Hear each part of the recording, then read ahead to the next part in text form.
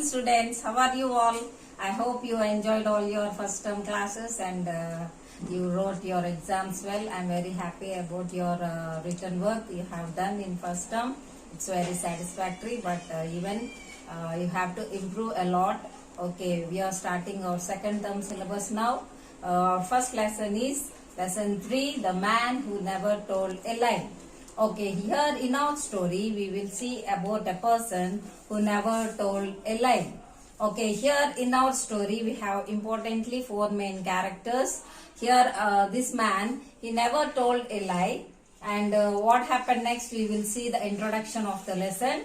In our lesson, we have a man. The title of the lesson is The Man Who Never Told a Lie. Here is a man who never told a lie, even he was tricked after so many persons in his life. He never told a lie in all his life. Okay, he never told a lie. Once the king of his kingdom heard about him and he wanted to trick him of talking a lie or speaking a lie. But this Abu, the man who never told a lie, name is Abu. Abu never told a lie in all his life, even though he was tricked of the king for making him to talk a lie. Okay, so we will come to our lesson. I will read the lesson and say you the important points of the lesson. All of you sit straight, be attentive in the class and listen to the lesson carefully. So what is the lesson title? The Man Who Never Told a Lie. Okay, the man who never told a lie. Here is a man who never told a lie when he was tricked. He never spoke a lie unless he saw it or experienced it personally. He never spoke about anything unnecessarily, and that is the secret of his reputation as an honest man. So here is the man who never told a lie. So we'll come into the lesson. Once upon a time there was a wise man named Abu, and this man in all his life he never told a lie. All the people in the land knew about his honesty, and they praised him because of his honesty and the way he never spoke a lie. The king heard about Abu and wanted to meet him, and he wanted to find out how this man was able to say always truth and not speak a lie. So he ordered his guards to bring Abu to his palace or presence. The king asked Abu, is it really true that you have never told a lie? Yes, it's true, your majesty, Abu replied. And for the rest of your life, you will never lie? Asked the king. I'm absolutely sure about it, your majesty, says Abu. All right, continue to tell the truth. But be careful, a lie is cunning and it can slip off your tongue easily. So the king advises Abu of a lie. He says that a lie is cunning and it can slip off your tongue easily. Okay, so what happened? King called Abu to his palace again, and he told that a lie is cunning and it can slip off your tongue easily. So after a few days, the king again called Abu to his palace, and he was in a picture. You can see here in the picture, king was on his horse and he was like about to go on a hunting trip. You know what is a hunting? Hunting means people go into the forest in search of animals, and they hunt or kill animals. Sometimes for meat or sometimes to make them as pets in their home. They hunt animals and bring them to their palace. Usually kings do this thing. Kings are fond of doing this important habit or process of hunting. We see in all the stories, books, no? Kings usually go for hunting. So after a few days, king called Abu to his palace again. And when Abu arrived, the king was about to leave on a hunting trip. There was a big crowd near the palace. The king was holding his horse by its mane. Mane means what? The neck of the horse. The neck of the horse has a lot of hair, no? So the king was touching the neck of the horse by its mane, or we call it the neck of the horse. And his left foot was on the stirrup.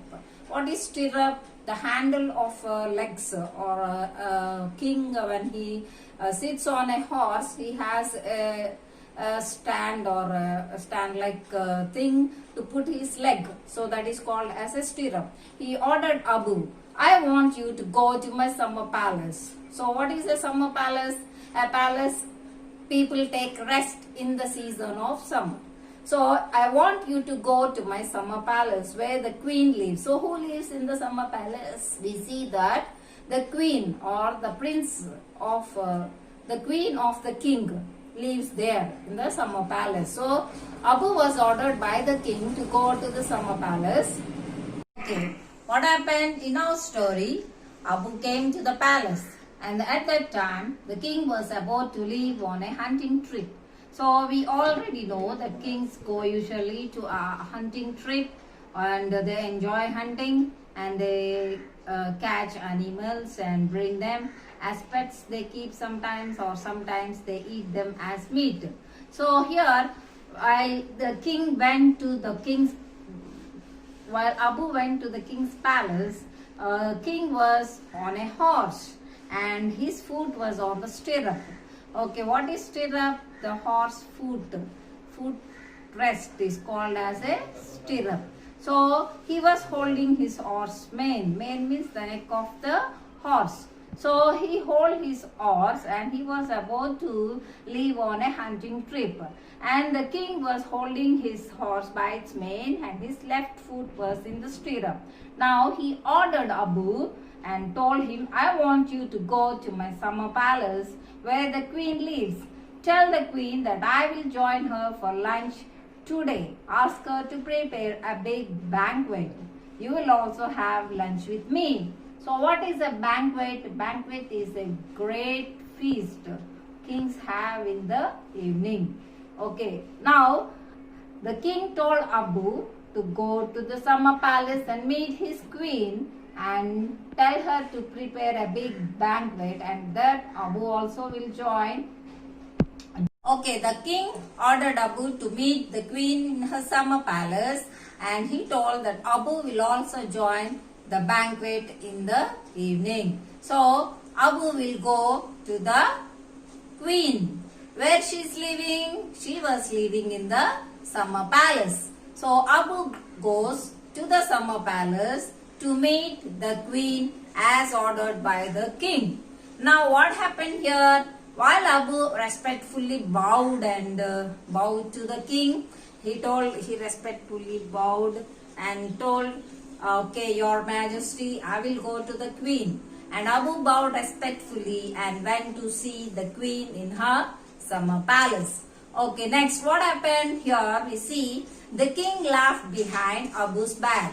After Abu left the palace, king was laughing behind Abu. So he laughed behind Abu's back and said, we won't go hunting now. So whatever Abu tells the queen will be a lie. Tomorrow we will make a fun of him and enjoy. So he will think Abu will go and tell to the queen that he was going to a hunting trip, and he tells her to prepare a big banquet, but he says we won't go for hunting, we also won't go for banquet. So by this we can trick Abu for speaking a lie, the king will think.